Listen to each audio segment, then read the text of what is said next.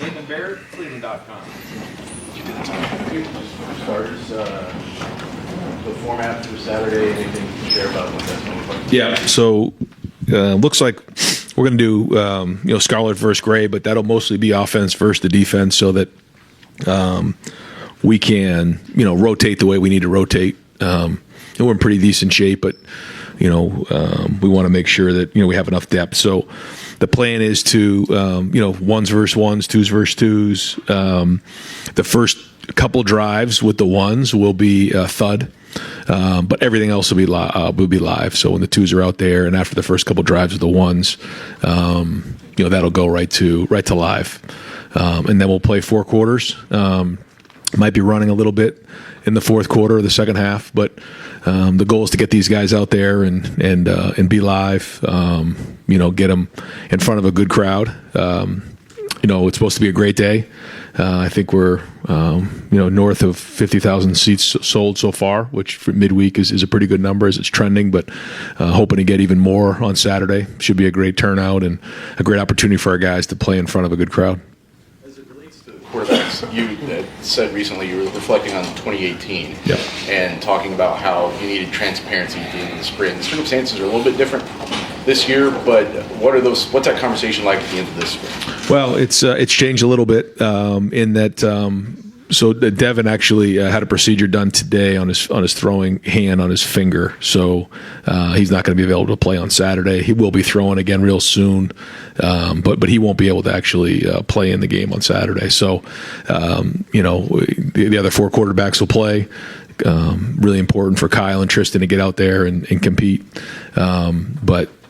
I think there's been really good quarterback play, this spring. There's been a lot of, ups and downs along the way.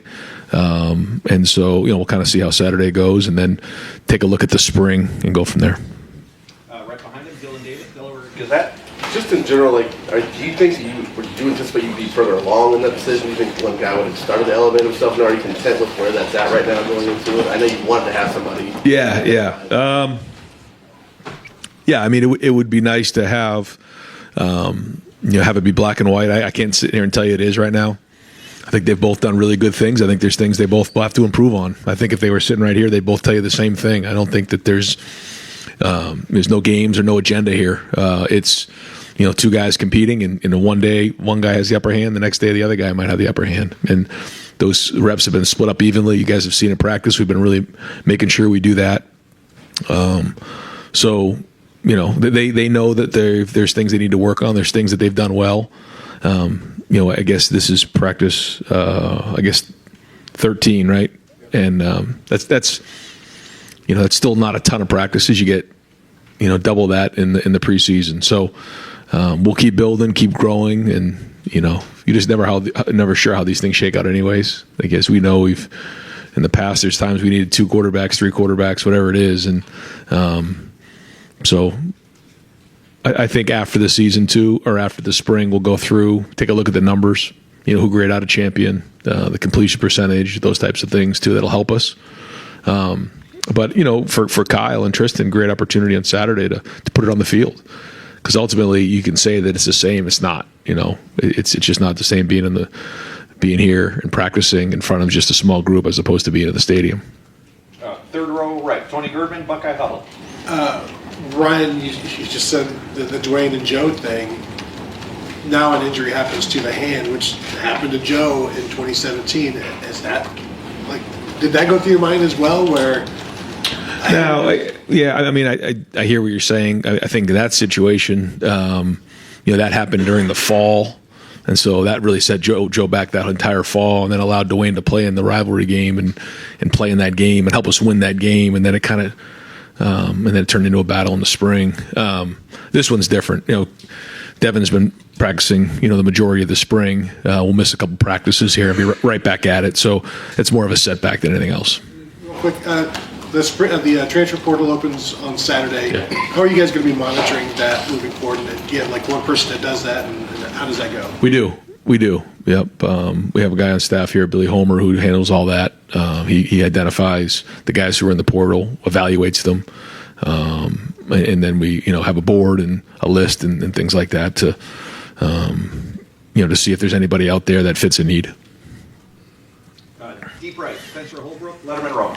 Ryan, with the offensive line, we've seen a little bit of the defensive line getting the best of them this spring. How do you plan on handling that in spring game? I know that you said that a lot of it's going to be fun, but what do you want to see from the offensive line since you might not be going full go with it? Yeah, the depth on the D line is actually the area that we're a little bit concerned with. Just I think we have 5 defensive ends going in, and so that would have been hard to split them up. Especially if one side goes for a long drive and then someone has a short drive, it'd be hard for us to do that. So we're just going to allow Larry to sub in and out and keep those guys fresh up front. But same thing. I mean, it's another opportunity to go compete, put it on film, and we're going to grade it out and see who grades out a champion or a starter level and go from there. But the only thing that'll be different, the other thing is it's not like a game, is the quarterback's not live, and so you have to identify what's a sack and what isn't. And our D-line's done a really good job, for the most part, of staying away from the quarterback, even though it gets really, really competitive. And they're going to have to do that again on Saturday, which is frustrating for them. But I think the D-line has gotten better this spring. Right next door, Bill Landis, Rivals, the podcast. Ryan, just what's your assessment been of the right tackle competition through these 13 practices? There's been some good things. We're not there ready to name a starter right now. I don't think either of those guys have stepped up. I still think at left tackle too. I think there's been good things, but to say that we're, where we're sitting right now, we can say those guys are the starters moving into the preseason. Can't do that. I'd like to say that, but are not there. So a lot of work to be done here in the next few months. The fact that you can't say that now is how concerning is that? And to follow up, I guess, on what Gerd asked, is tackle a position you look at in the portal if the right person should come about. I think that's a conversation to have, but we got to kind of go through and see how this next or the game plays out, see how that looks on film, take the body of work, and then make some decisions from there. But we'll kind of have those conversations and see where we're at. It's a delicate situation for sure. I think we believe in the guys that we have. Otherwise, we say, yeah, we got to bring in a guy. I think we believe in the guys. We know that they can do it. We're looking for more consistency. I think if you rewinded a year from now, and I was sitting up here and we were asking about Paris at left tackle, I'd be concerned. I was.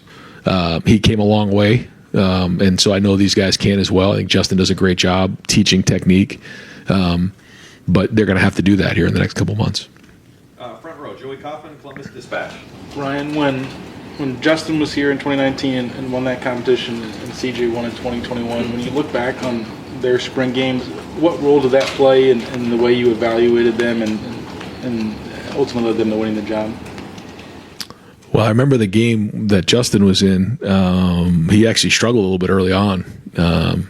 And so I think we threw like a long ball on like the 5-yard line to, I forget who it was. And it might have been Ben Vick. Yeah, it was Ben Vick. And it kind of made the day okay because it wasn't a good day leading up to that.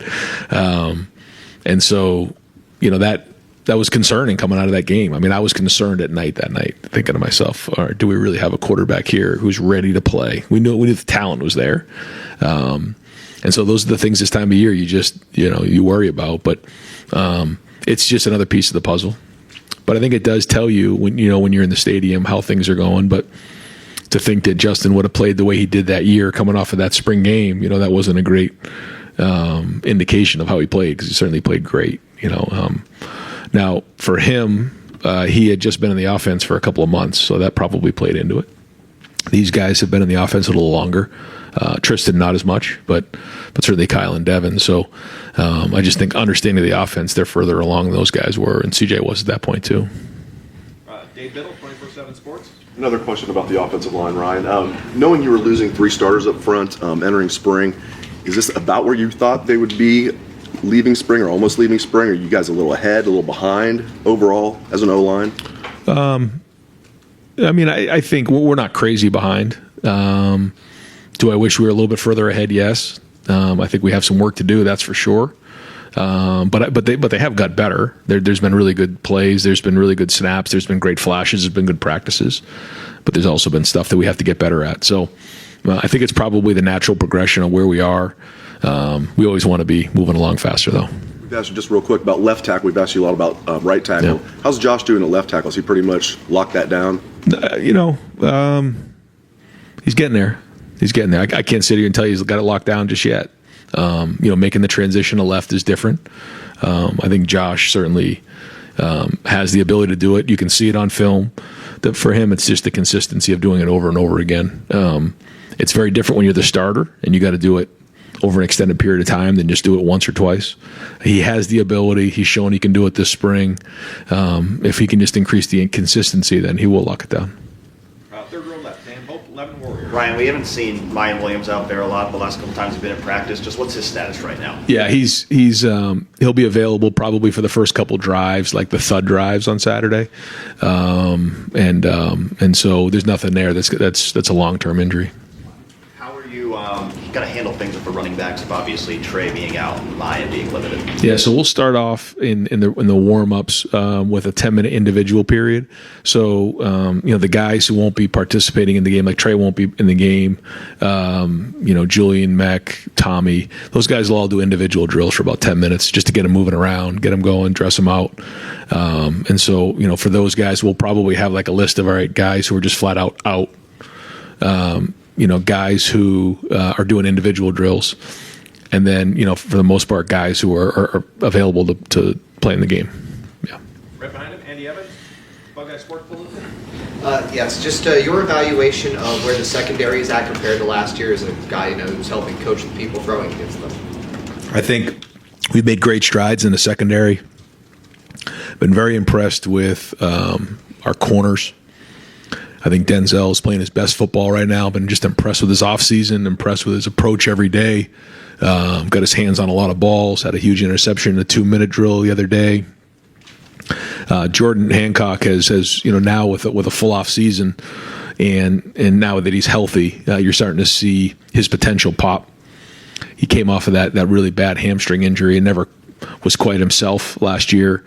He's somebody that we got a lot of excitement around. And then Davison has been a great addition. It's been great to see him out there and compete. I think he's raising the level of everybody in that room. Jair Brown has played a little nickel and corner. He has just natural talent and instincts. Jermaine's been out there, Ryan Turner. So, we're starting to get a group in there that Tim's been able to now spend a year or two with. And I think the addition of Davidson and now a year of experience in that group, you're seeing their hands on a lot more balls and challenging throws, which is really exciting. The safety position has been much more solid. Lathan and Proc and Sonny and some of the guys back there have done a nice job. Jahard Carter was playing well about midway through. Had a little bit of an injury that'll I don't know whether he's going to be available or not on Saturday, but up until that point, he had shown, again, kind of raised the level of everybody back there. It's year 2 in the system, more experience, and a couple added pieces. I've been encouraged. Far left, Stephen Means, Cleveland.com. Right.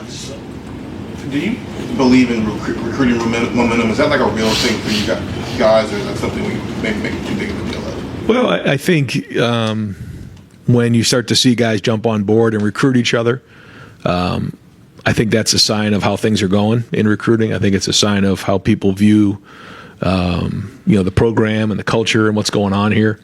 I think that's probably what you're seeing right now. When guys are coming on these visits, they're getting around our players, they're getting around our coaches.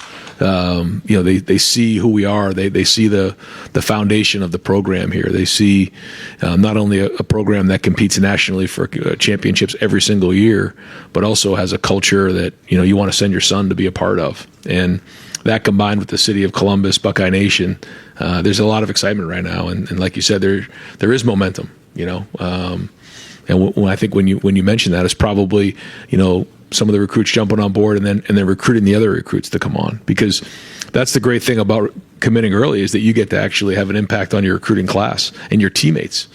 And I say it all the time. How cool is that to be able to lead your recruiting class or your side of the ball And we listen to those guys because they tell us, the real information. Sometimes the recruits, they put on a different, face in front of the coaches, but behind closed doors, they're real with the recruits. And so we take a lot of their feedback back, and that and just access to the program are the benefits to jumping in early, which, again, some of the guys are doing now. I know you guys always have to push people to make decisions, like kids have to do it on their own. Yeah.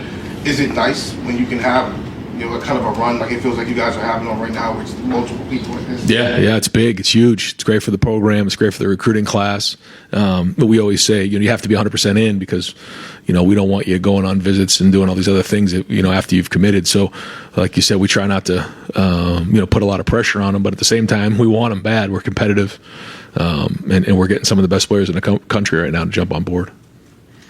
Fourth row middle, Pat Murphy, 24/7 Sports. Ryan, when we watch practice and one side of the ball does well, that means the other side of the ball didn't do well. I guess on that play is kind of the basic way to look at it. When you guys go back and watch the film and you're evaluating those plays, how do you assess, okay, quarterback threw an interception, do you get what I'm saying? How do you assess those types of things? Well, I think the first thing you got to do is you got to take some of the emotion out of practice when you're competing against each other, which is what we've done, I think, a really good job of, is create a competition this spring.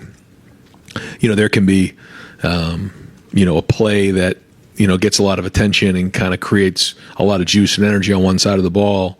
And then, you come back and quietly the other group is getting a sack or is throwing a long pass for a touchdown. And so you have to just identify, what's really going on in practice. And not get caught up in the emotion of everything. Because I think our guys have brought great energy at practice, and we love that. We want that environment. But as coaches, you have to identify what's real and what isn't. And, when you're playing, good on good and, it gets really, really hard. I mean, those plays, 3rd and 5, game on the line, what's the play? The first play of inside drill is great. And, the first play of 7-on-7 is great. But when it's a team drill and, we're really trying to evaluate, how guys can operate in those game-like environments. That's where we're making our biggest evaluations.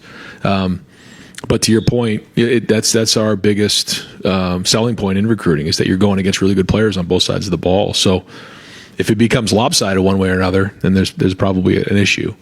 If we have to overcompensate schematically on either side of the ball because there's just a matchup issue, then who knows, right? I mean, somebody trying to cover Marvin, that's hard. Someone trying to block JT, that's hard.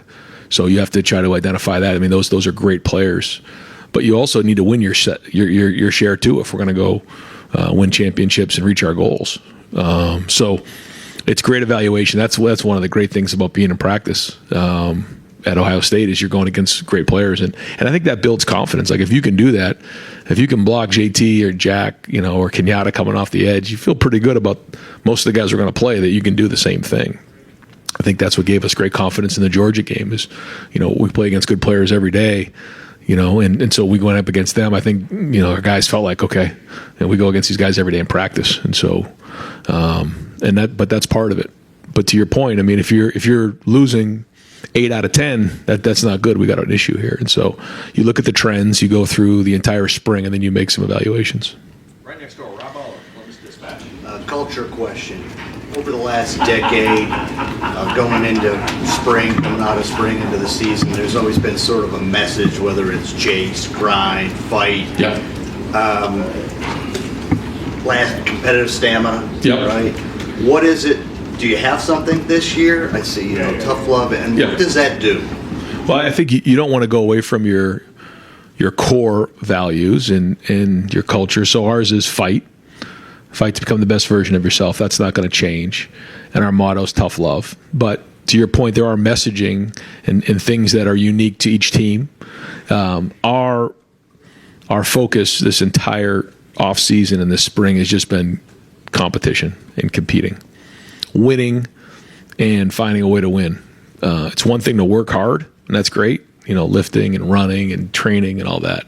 But it's another thing, if I'm going against somebody else, there's a winner and there's a loser. Winner and loser. And so how do you win? When you're going up against your equal, how do you win? You can't just win with talent anymore. You have to find your edge. So that's been really the major focus. And, if you come to our practice, well, you guys have heard some of the winner loser stuff. That's been a huge emphasis. How do you apply tough love? Where does that? How does it manifest with what you're trying to do? Well, the game of football is tough. We know that. I mean, physically tough. When you stand over one of your players who has a broken leg at the 35-yard line, and you got to cart him off the field. I mean, it's tough. It's tough mentally. What these guys have to do in terms of preparation, day to day, and meetings. Bringing it every single day, and just that mental battle. And then it's tough emotionally. You just think about some of the emotional swings we've had here in the last 6 months. But that's the game of football, and that's also life. But it's certainly the game of football. You have got to be tough to play the game of football, period. But we motivate through love. And, when you, who do you think, who do you love the most in your life? Usually it's your family and close friends. So what would you do for them? You kill somebody for them, right? I mean, that's your family. So there's nothing more powerful or sustainable, in my opinion, than love. And if you love your coaches and you love your teammates like you love your family, then we got a chance to really do something special. So when you hear that term love, you kind of think, well, it's a different term. But what does that mean? What does that have to do with football? I think it means everything to do with football. Loving the game, loving your teammates, loving your coaches. So when you combine the two of those, tough love, and that's kind of what it's all about. Right next door, Cam T. Robinson, the Athletic. Ryan, in the era of the transfer portal, how do you juggle concern about a position in this time of the year, but also knowing you have a lot of time till the fall where you could get like a Paris type growth or Justin Fields type growth? Yeah, it's it's kind of what they deal in the NFL with, right? With the free agency and the draft. It's the same thing we're dealing with right now, and making sure that we have what we need, knowing that our culture matters, our chemistry matters, our leadership matters. As you guys know, we've been very careful to add pieces here, but we know it's a necessary thing. And so we have to sit down at the end of spring and identify what positions do we feel good about, where do we have depth that we feel strong about, because we know we're going to lose guys along the way, and guys are going to have to step up. So if it's somebody that we feel like is at starter level and we're okay there, that's great. If we feel like there isn't someone there that is at starter level, then maybe you need to add a piece. If we feel like it's a depth issue, then we'll add somebody like Tristan was a great example of that. You talk about somebody who's come in and done an unbelievable job here. He came in with no expectations, really with the plan that he wants to be a coach. And so he sat in meetings with us. He's been in staff meetings with us. It's almost like an apprentice, what he's doing right now. He's coming in as a player, but he also wants to be a coach. And so what a cool opportunity for him, and something hopefully that we can build on moving forward, is guys who want to get into coaching, who are quarterbacks, who can come in and provide that maturity, but also learn the game. And that's what he's doing right now, and he's doing a great job. But that was an area that we felt, we need some depth there. And it's hard to do, so that's what we look at. Do we have somebody to start level? And, do we have enough depth? Have those conversations. How do you calculate what is like, you see somebody on the field, they're not consistently at that starter level, but they have that potential on, do I risk for this potential, or do I go get somebody at the portal who I know can be that right now? Well, even when you bring someone in, you don't really know. You think you know. It's like in recruiting. If we knew all the time, then we wouldn't be worried about this. It's like you try to do the best you can to evaluate it. But again, we put so much, probably more than anybody else in the country, into the guys who have been in the program for a few years, and that matters. They understand the culture. They've been through it with Coach Mick and all that, and so we'd rather not. But sometimes there's times we feel like we need to, then we will. All right, Clay Hall, WSYX. There's a couple of, I think, NIL opportunities coming up. Yep. Are you do you see yourself as the point person for NIL? Is there somebody who sits in an office and gauges who needs what? Yeah, certainly no. I can't do that, and I don't do that. But I am trying to circulate the conversation to understand, for everybody in Buckeye Nation, the city of Columbus, the state of Ohio, to normalize NIL, because it's not going anywhere, and it's a critical part of our recruiting. And we've had a lot of people who have embraced it, and because of that, we're starting to build some momentum here in recruiting. But we're going to need more and more help. That's just the way it is. And so I've tried to do the best I can to, again, normalize the conversation and help our guys with opportunities. Not that I can directly do that, but by talking to folks and let them understand that this is okay. This is something that, is important to our program, is part of my job now. Luke Fedlam indicated to me that he thinks by late summer, we may have some congressional involvement. Do you think there's guardrails or more enforcement or whatever you want to call it coming? I hope so. Yeah, I hope so. I think the biggest struggle that a lot of us have, I know that I have, is when we're talking about something like this, and there are other things like this right now in college football, there's really nothing to compare it to. There's no benchmark. There's no precedence for something like this. And that makes it hard because sometimes you don't know where you're going.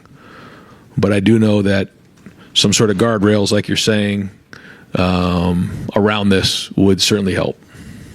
The thing with the country western band, are you involved? Will you play an instrument? Do you sing? I leave the playing instruments to Coach Mick. He's unbelievable on the drums. So I cannot play a musical instrument, although I'd love to. I just don't have a lot of time to learn how to play a musical instrument. So you're going to sing? I don't think I'm going to sing.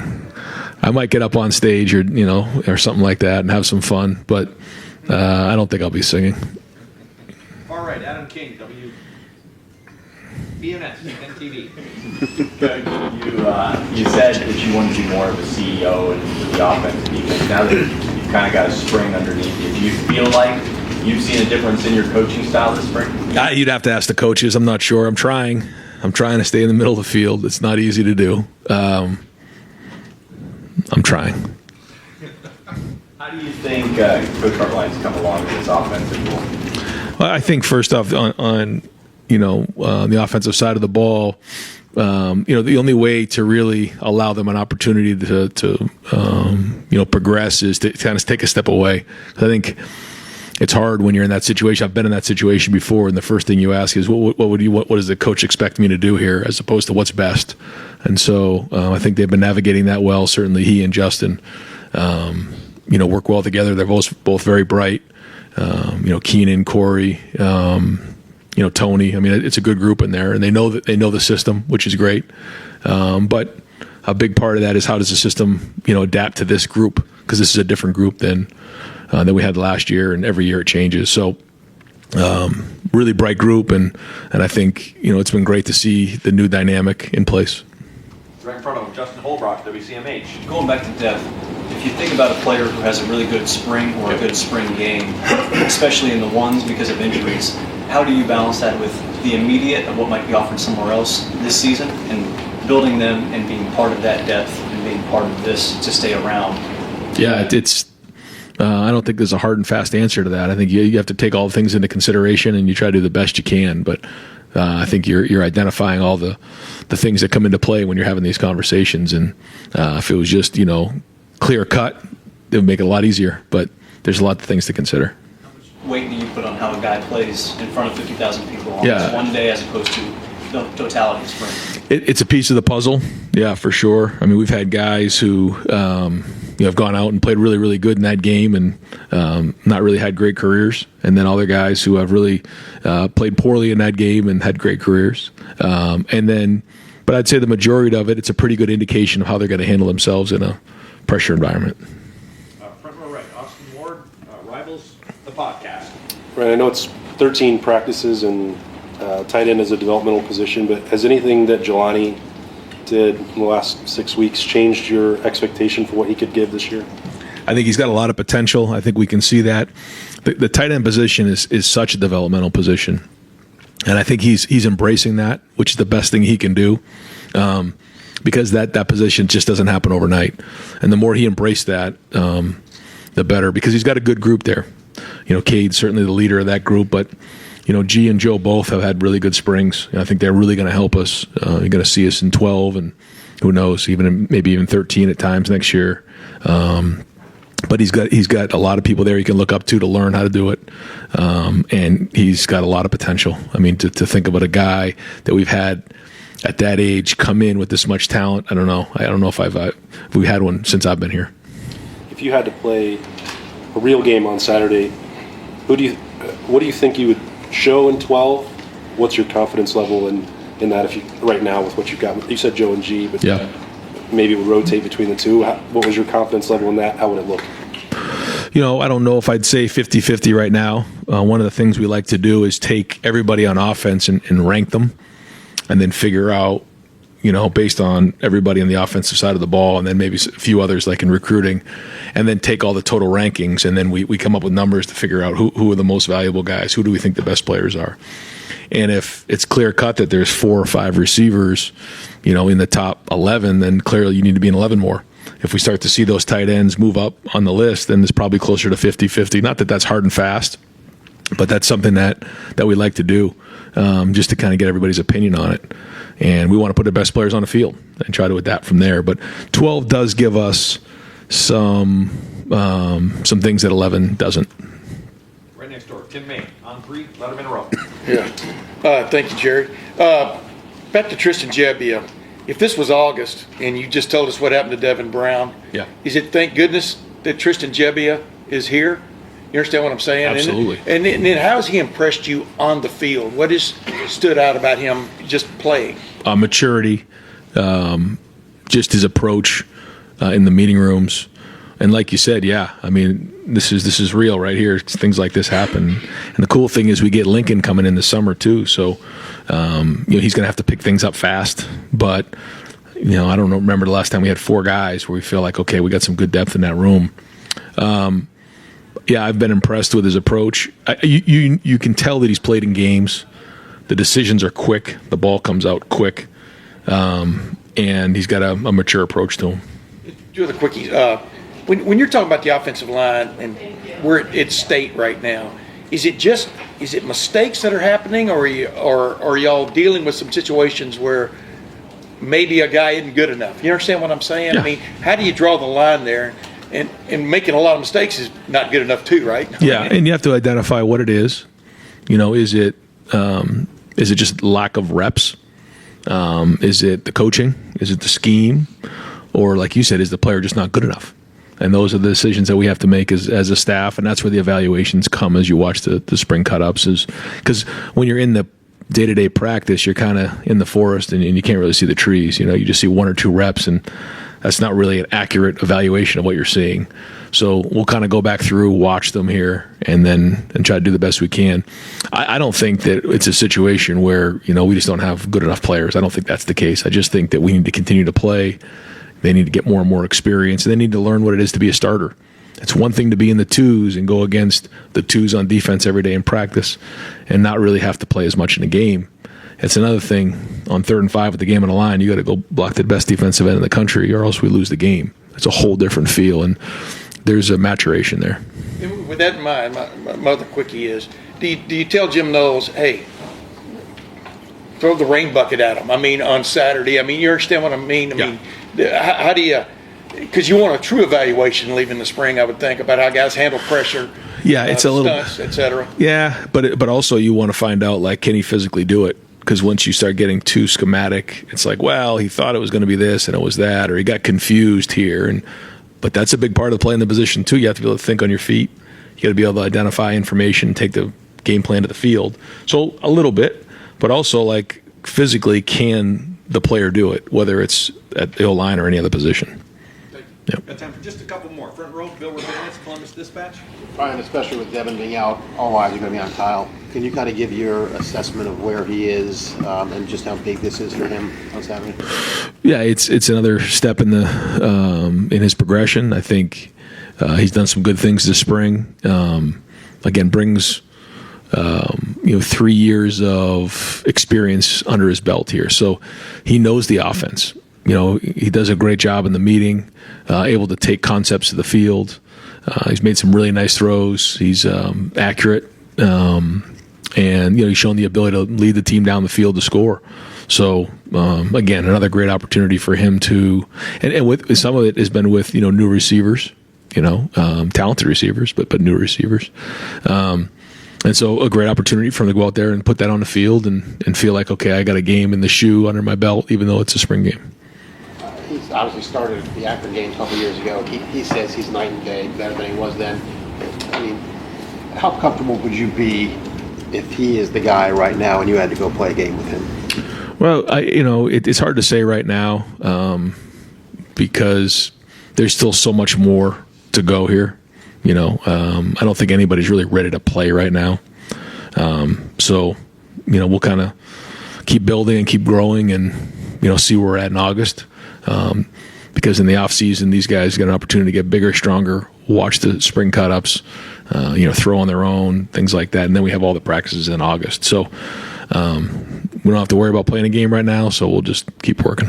Like maybe 3 or 4 guys, you just really want to see, either you're excited about them or you're curious how they're going to do in the big environment on Saturday? Mostly the guys who probably haven't had as much game experience. So whether it's guys in a program that haven't quite been on the field yet, like some of the linemen, Kenyatta Jackson hasn't played a whole bunch, but had a really good, spring so far. Seeing guys like Davison out there who haven't played here at Ohio State before, although he's played in games before. Just kind of seeing the guys that maybe we haven't seen, or the young guys, the freshmen who. Again, you see them in practice. You have an idea what they can do, but it'll be fun for everybody else to see it. And final question, second row right, Doug Lamereese, Cleveland.com. You guys keep talking about ranking these players and all. There are podcasts waiting to happen, man. You guys just need to record your meetings. God, it's so good. A couple housekeeping things. The Devin injury, was it a thing that was ongoing and you had to get it taken care of, or did something happen? Something happened. Something happened. Yeah. Do you expect that he will be able to throw this summer? Oh, yeah. Receivers? Yeah. All that, and he'll definitely ready to go by August. Oh, yeah. Yeah. Should have a pretty much a full summer. Yeah. What will your play calling involvement be on Saturday? I'll be on the headset and just kind of going through it. We'll go through the game plan and what we want to show, what we want to do in the game, and then let Brian call it, and I'll kind of be right there, and we'll I won't be probably have the play sheet in front of me or anything like that and go through it situationally. Let Brian do that, but I'll be right there, and we'll probably huddle some, so I'll be able to kind of relay some of that information to the quarterback. And then last thing, talking about the recruiting momentum and announcement of another collective today. You guys signed a really good class in December, right? Yeah. But there was also, it felt like, maybe some things that could have happened but didn't. How have your feelings about your ability to recruit, the way you want to, changed, evolved, anything between December and now? I just think we have to adapt, like we've talked about. I think we're doing that. I also, recognize that the truth is when you don't sign a big class, your rankings aren't as high because the quality of the guy that we brought in was very high. But the reason that we didn't sign as many guys is because guys didn't enter the transfer portal. So that's just the truth. And so I don't know. I think we're going to sign a big class here, which is great. But I also want to sign a quality class, which we're doing. But I also think that we're in better place to compete for some of the bigger guys in the country. Hey, Jared, can I ask one quick? Are you disappointed that wherever that group is, has opted to kick the can down the road a little bit on letting basically everybody who is on staff coach or be involved in coaching? I mean, is that disappointing to you? I mean, what's just your take on it?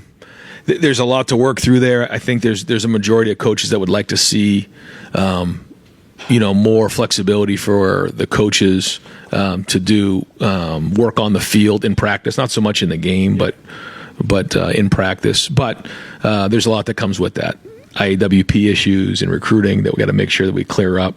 And there's a lot that goes with that, labor laws and things like that. So I think that there's a push for it, but at the same time, I know that those things aren't easy. And I'm of the opinion that sometimes right now, more than anything, less changes is the better. So we've had so many changes, and it takes us a long time to see the effects of all these changes. So what would the effects of that be? Not that I'm saying I don't think it's a good idea, but there's a lot that comes with these decisions. Thank you. Yes. Thank you. Yep, you got it. No problem. Yep.